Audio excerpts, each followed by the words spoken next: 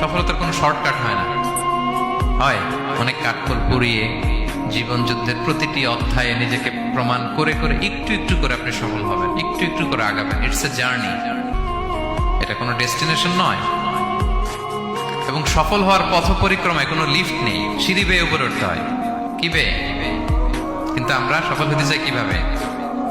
Direct 100 তলায় তো আমি সফল, উপরে সবার উপরে আমি, এইভাবে চাই সফলতাটা। সবার উপরে উঠে যাব, গোল্ড মেডেল গলায় পরাই দিবে, আমরা সাকসেসফুল না।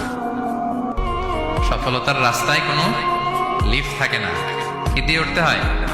সিঁড়ি বেয়ে ঘাম জড়িয়ে উঠতে হয়। দেখেন, শুধু আলোর মুখ দেখার জন্য মায়ের পেটে আমাদের কত সময় লাগছে বলেন তো? জাস্ট একটু লাইট, হ্যাঁ, 9 মাস 10 মাস সময় লাগছে শুধু একটু আলো দেখবো আমরা। একটু আলোর মুখ দেখার জন্য আমার লাগছে 9 মাস। আর এখানে আমরা শর্টকাট খুঁজি, খালি কি খুঁজি? সফলতার কোনো শর্টকাট নেই। অল্প এফোর্টে যারা সফল হতে চায় এরা কোনোদিন সফল হয় না। ইউসুফ আলাইহিস সালামের জীবনীটা